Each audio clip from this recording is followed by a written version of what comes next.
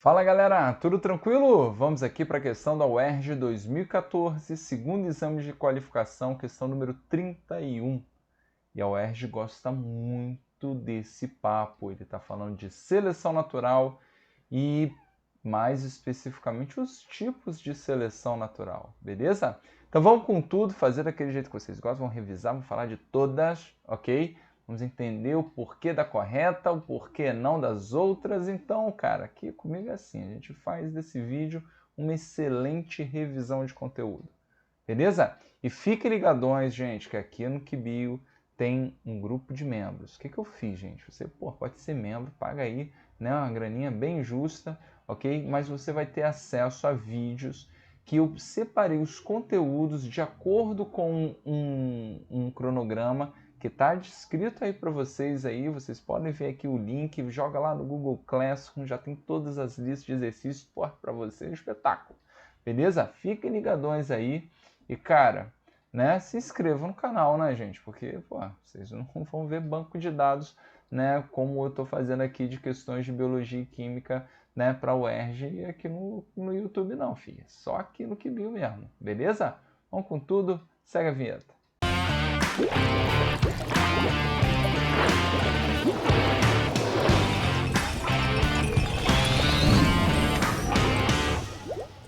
Então o lance é o seguinte, minha gente, o cara disse, os indivíduos de uma determinada espécie de peixe, bem adaptada ao seu ambiente, podem ser classificados quanto ao tamanho, em 3 grupos. Tem um peixe pequeno, tem um peixe médio, tem um peixe grande. O grupo mais numeroso corresponde ao que apresenta o fenótipo médio, beleza? Então vamos lá. Considere a introdução de um predador desses peixes no ambiente. Só que olha o que ele vai falando e você tem que ficar ligado no texto. Ao longo do tempo, os indivíduos do grupo médio passam a ser os menos numerosos, beleza?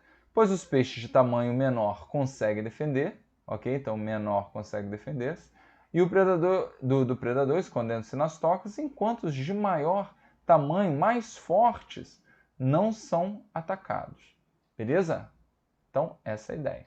Então as alterações descritas exemplificam um tipo de seleção denominado. Então vamos lá, galera. Lembra que quando a gente entra no papo, né, da nossa queridíssima teoria sintética da evolução, a gente pega as ideias do nosso queridíssimo Darwin, ok? Sobre seleção natural, e aplicamos aí a ideia da genética, beleza? Então a gente fica com 3 pilares aí, basicamente, né, que nos ajudam a entender a evolução. Um, que é antigo, de Darwin, seleção natural. Aí a gente fala de mutação, que a gente possa entender, a partir do momento que a gente entende o DNA. E a gente entra na ideia da recombinação gênica, já porque a gente também entende, né, como que os cromossomos se comportam, né, na reprodução sexuada, formação de gameta, meiose, um espetáculo. Beleza? Então, mais ou menos a ideia. Só que essa questão fala mais, né, especificamente da seleção natural e seus tipos.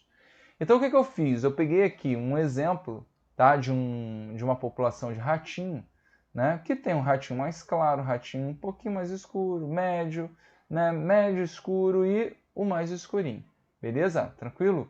E reparem que nessa minha população original, o fenótipo intermediário, beleza? É o que tem maior quantidade. Tranquilo? E aí, gente, o cara vai provavelmente contar uma história para vocês, né, para determinar aqui os tipos, né, de seleção. Por exemplo, se for introduzido, tá, uma pressão evolutiva que mantém, né, a ideia do nosso queridíssimo intermediário como, né, favorecido, né, a essa pressão, a gente diz que a seleção ela é estabilizadora. Eu vou botar maior aqui porque está escrito pequenininho. Estabilizadora. Um outro exemplo que rola muito a respeito da estabilizadora é o caso, né, de regiões africanas que tem a malária como doença endêmica e, ao mesmo tempo, uma frequência grande de anemia falciforme, ok? Lembrem que quem é cisão tem somente hemácia boa e Szinho tem anemia falciforme. Então, o cara que tem hemácia somente boa, ele acaba, né, completando o ciclo da malária no interior dele e ele morre de malária. O cara que é Szinho, ele acaba sendo o quê? Né, afetado aí pela anemia falciforme e também morre. E o cara que é Szinho, ele tem hemácia boa e uma parte falciforme. Então ele não tem a quantidade suficiente para fechar o ciclo da malária, mas ele também não só tem hemácia falciforme, então ele acaba sendo privilegiado nesse exemplo. Show? Então, estabilizadora mantém aquela população que originalmente já era favorecida, beleza? Mas vamos supor que agora, né, devido aí a qualquer pressão evolutiva que você queira considerar, as populações de ratinhos, ok, né, mais escuros, ok, foram privilegiados, ok?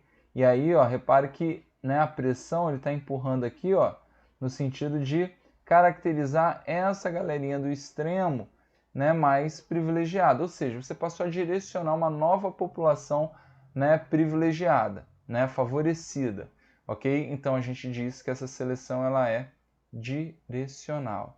Vamos pegar outro exemplo para vocês terem sempre muitos exemplos, galera. Né? Quando a gente fala deste caso aqui da malária e em regiões africanas. Se você pega, porra, pegou lá um inseticida pica das galáxias e, meu irmão, e matou tudo quanto é anófilis, né, que é o mosquito que transmite a malária, o que acontece?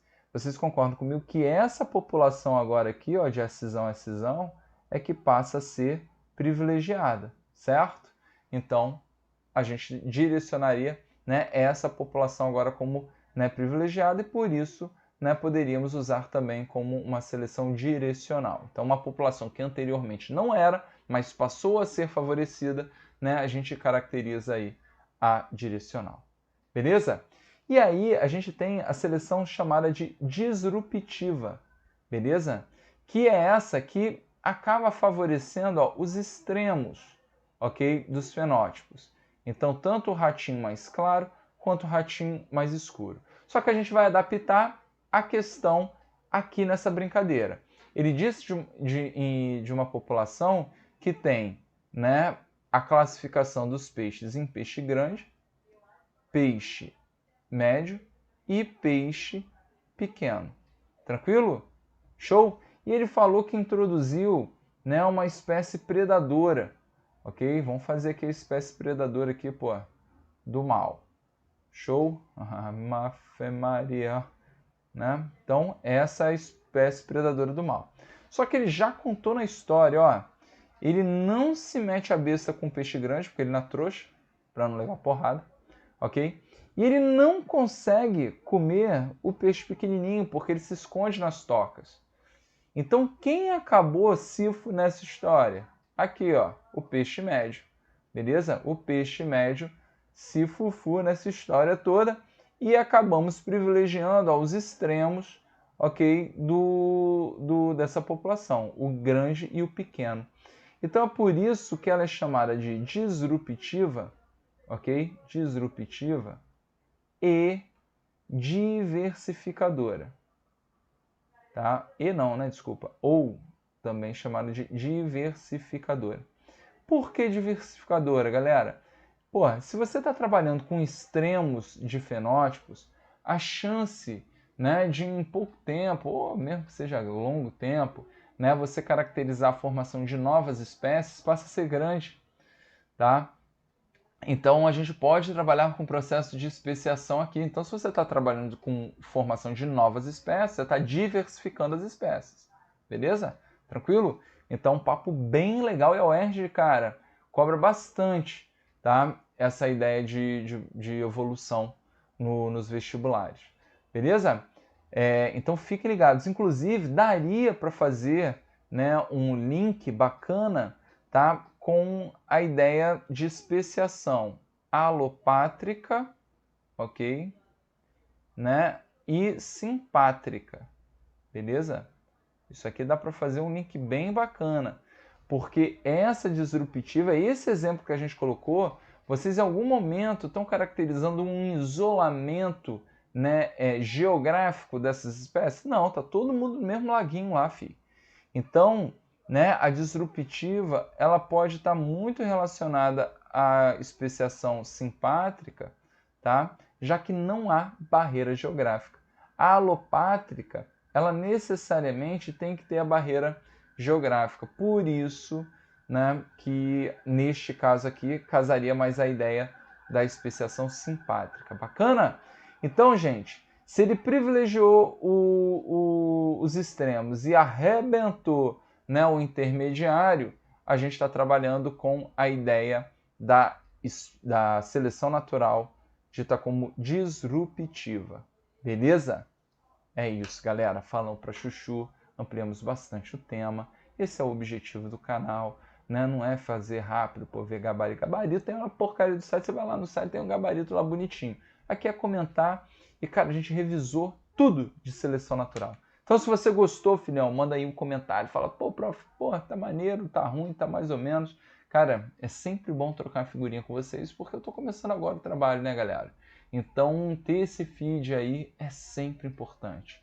Vamos com tudo? Até a próxima.